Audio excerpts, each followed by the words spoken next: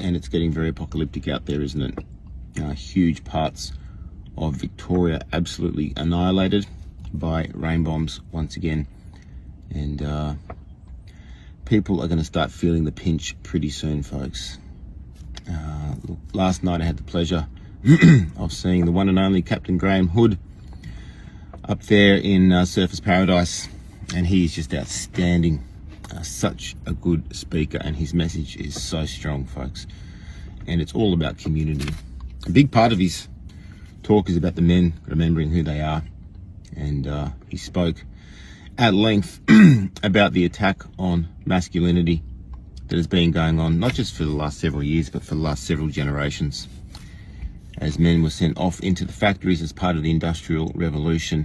Boys grew up being, being mothered, and then the cycle repeated. Then the boys were sent off to the First War, then the Second War, and men have just been completely annihilated by design for a long period of time. And he spoke at length about the lack of men standing up against this agenda that we see roll out, and why there's been so many women at the forefront. And it was a very, very powerful, sobering and touching message from the great man, Captain Graham Hood. And I just have so much respect for him. And he tied it all back into God and the message of the gospel as well. And he just spoke so well. About 350 odd people there last night. Fantastic turnout, amazing vibe. And you know, anyone who's got anything negative to say about Graham Hood will hang your head in shame. You know, he's not all over the weather engineering. That's okay, folks. He doesn't need to be. Everything he's done has been instrumental in the the awakening and the opening of the eyes of the Australian people. You know,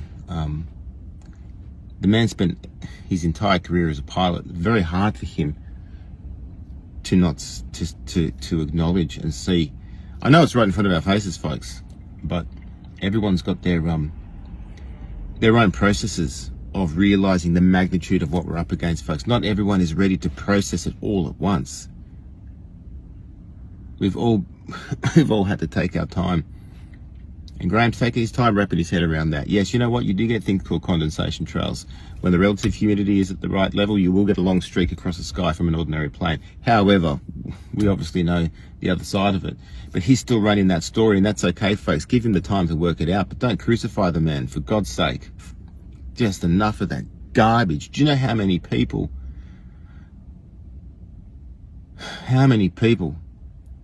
would have avoided the clottery thanks to Graham Hood? Thousands, tens of thousands. And these absolute shitheads want to come and sling mud at Hoodie. What have you done? How many people did you help avoid this frickin' thing? He would have helped tens of thousands, if not more, because a man of distinction and credibility walked away from his job at the end of his career to help Australians see the freaking awful truth that there's an untested, unsafe medical experiment being forced upon them by a gang of thugs in suits with a bullying and coercion propaganda campaign orchestrated by the mainstream media around the clock, 24/7, enforced by every institution, every industry, every big business in this country. It took enormous courage to stand up to that. And what did he do? Put his balls on the line. And the man's no spring chicken. He's on a tour around Australia with his message. He's got 50 stops.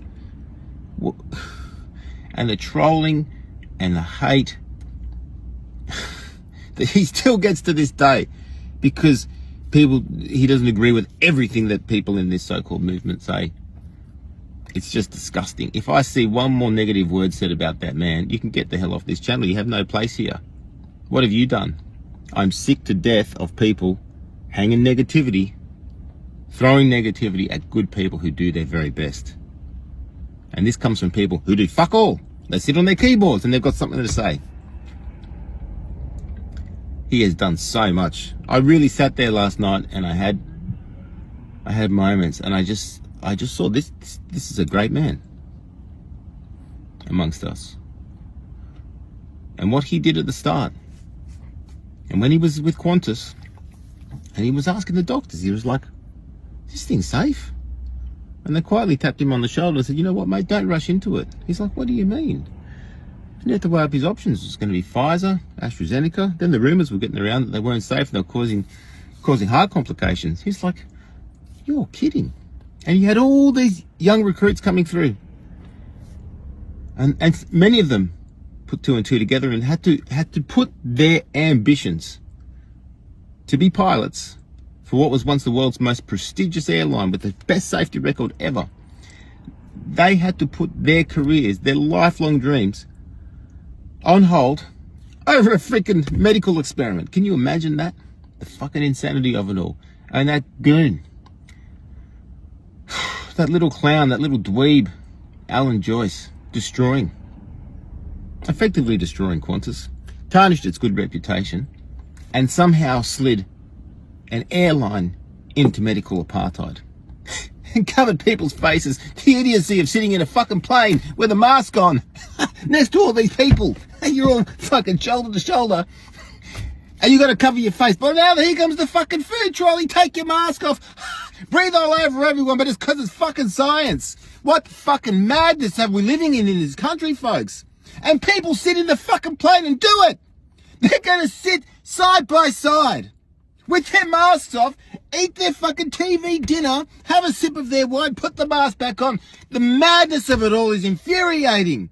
And this one man who brought more credibility to this movement and this attempt at ordinary Aussies to wake up their compatriots, he has done more than anyone. I swear to God, he's done more than anyone, because you just don't get that level of credibility when you're a fucking ding-a-ling in a truck. When you've been a Qantas pilot for over 40 years and flown everyone around this country, you have a proven track record of service to massive numbers of people. And he took a stand, and he called out Alan Joyce and the madness of this fucking injection and the idiocy of suffocating yourself while you eat your fucking lasagna and drink your wine and put your mask back on in a fucking cabin of 500 people. And then you get out of the plane and then you line up again. Keep your distance, stand on your fucking dot. Sanitize your hands. Mind-blowing, mind-fucking-numbing propaganda. Keep your distance, stay safe. Oh my God, what have they done? I'll tell you what, folks. I woke up this morning and I just see the freaking shitstorm on the horizon for this country. They are weather bombing the food bowl. By design. Oh, happens to be a fucking train link and a smart city plan for that area. Well, no shit, Sherlock. We have been trying. 10 years ago, I started documenting this shit. Lost friends over it. You're mad, Dave. You're fucking cooked. You're crazy. Hey, but have you seen the patents? Have you seen Ted Gunnison, former FBI? Have you seen the dimming? Have you seen Bill Gates? Have you seen the Rainmaking Control Act? Have you seen the technology? Have you seen the NextRad, the Doppler radars? Have you? Oh, you're mad. You're an idiot. Why are you peddling that bullshit? That's a condensation trail. No, it's proven. It's there. The technology's there. Weather modification. They've been doing it fucking since long before the Vietnam War. They flooded out the Viet Cong with old technology. You don't think they're going to weaponize the weather here for their agendas? Oh, that's stupid. Government would never do that. Fuck. There's a lot of things we thought the government wouldn't do. We thought the government wouldn't rape children. Senator Bill Heffernan comes out and told us, former Prime Minister on a list of pedophiles. Oh, no big deal. Let's just turn a blind eye and go back to the fucking footy, shall we? What we're about to see in this country is what happens when you turn a blind eye. Unimaginable fucking pain is coming to this country. Unimaginable fucking pain because people don't give a fuck and they're too dumb. That's what's coming. And the people down there in Victoria who would have been sprayed in fucking broad daylight are finding out the fucking hard way, just like we did in the Northern Rivers. They sprayed and sprayed and sprayed, and they put more fucking spray on top of the spraying. Because you are being the fucking recipients of weather warfare, weather modification, Agenda 2030, wipe out your food, get the people off the land. You're gonna fucking wake up the real hard way, Australia. You're waking up the fucking hard way now, aren't you? We told you fucking these jabs aren't safe or necessary. Oh, you fucking tin hat conspiracy theorists, get out of my shop. Get out of my business. You don't belong here, you fucking leper. Get out. Now what's happening? Fucking sudden adult death syndrome. Babies dying, adolescents dying, people with heart arrhythmias for the rest of their lives. They're now fucking shortened lives, most likely. This is what happens when you wake up fucking hard. And you mocked us, and you laughed at us, and you said we were fucking crazy. Who's crazy? Who's waking up hard? Everything we wanted to avert and avoid, here it comes. You have millions of people with this shit inside, and they're not the same, they know. Seems like a lot are okay, thank God. We are hoping a lot of saline went out there.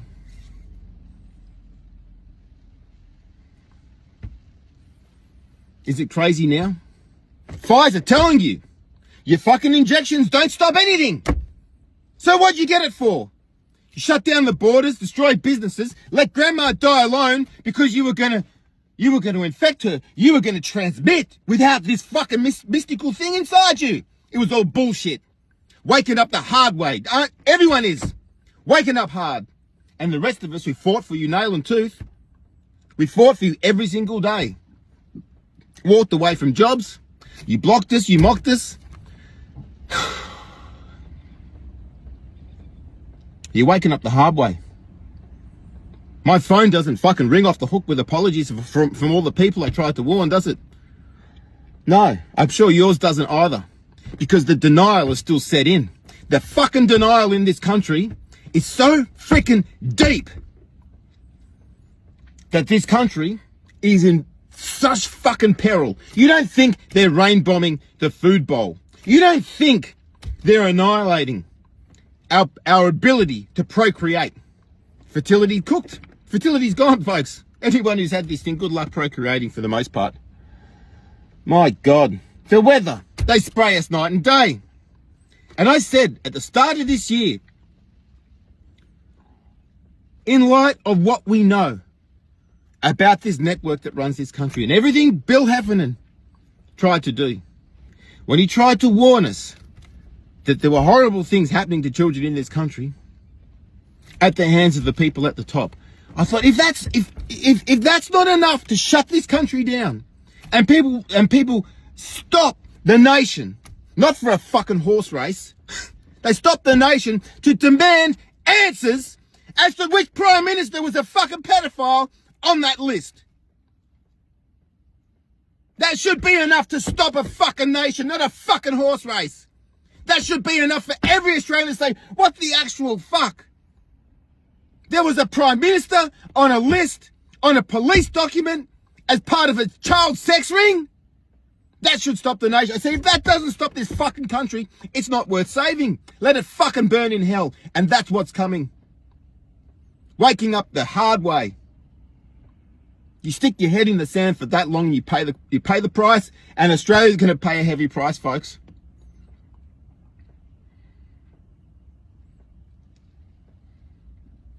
A heavy price indeed. Everyone in Victoria, around Shepparton, Echuca, Bendigo, along the Murrumbidgee, you're finding out the hard way. Look up for a start. Demand answers. Demand answers. We can't do it alone. We've been trying. 10 years. 10 years for myself. To open your eyes to the shitstorm on the horizon. Somehow get this country on the same page. But an evil has infected this country for a long time. You know, when Senator Bill Heffernan came out, I think that was 2012? I don't know, folks. It was a long time ago at the Woods Royal Commission when he had this list. He tried to blow the whistle. No one cared. Those videos circulate freely. No one cares. This is what happens when you don't care. You realize just what you had. You had the best fucking country in the world. It's slipping through our fingers. Best country in the world, folks.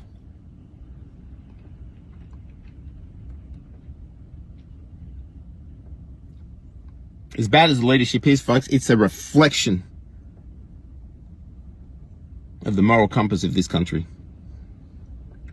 You want to turn a blind eye to kids? Fine. You want to turn a blind eye to injections? Fine. You want to turn a blind eye to weather engineering? Fine. Pay the price.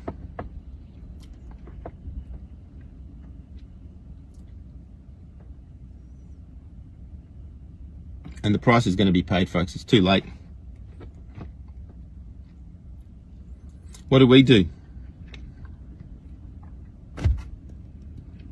your fucking head screwed on for what's coming. Get strong. You make the most of every day. You love the people around you. Prepare as best as you possibly can.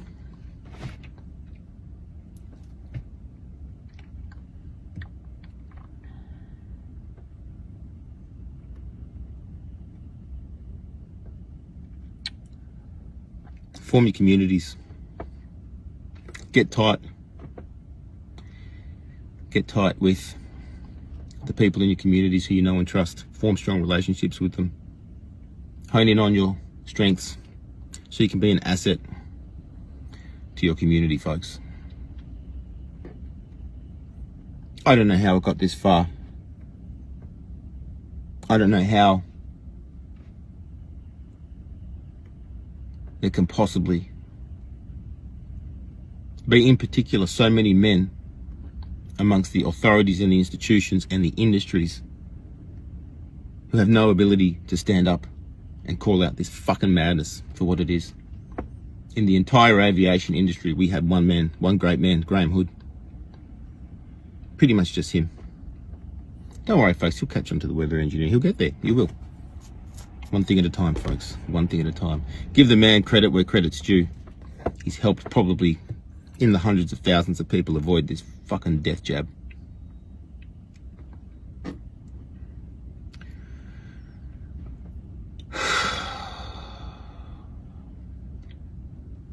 Breaks my heart to see this country go down the gurgler, folks.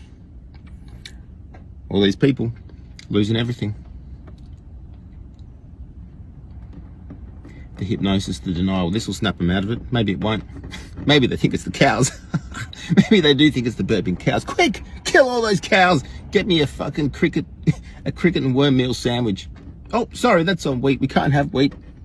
Make sure it's made out of caterpillars. That's what they want for you, folks. When you're in a pod, isn't that convenient? Quarantine facilities suddenly become available for flood-affected families. Here you go, have a pod. Oh, by the way, you need another jab just to get in and have a roof over your head. Enjoy your worm meal salad.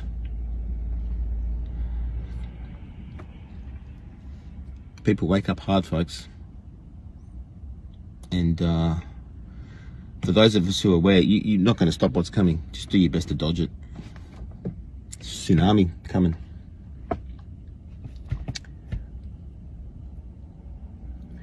And you avoid tsunamis by getting to higher ground, folks. And I mean that figuratively.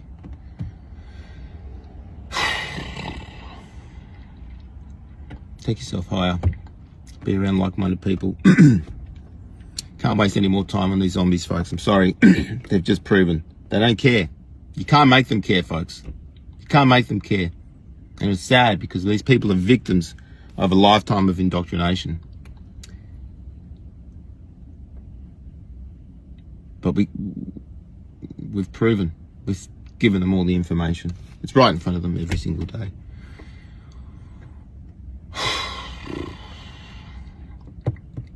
Anyway, folks, look, I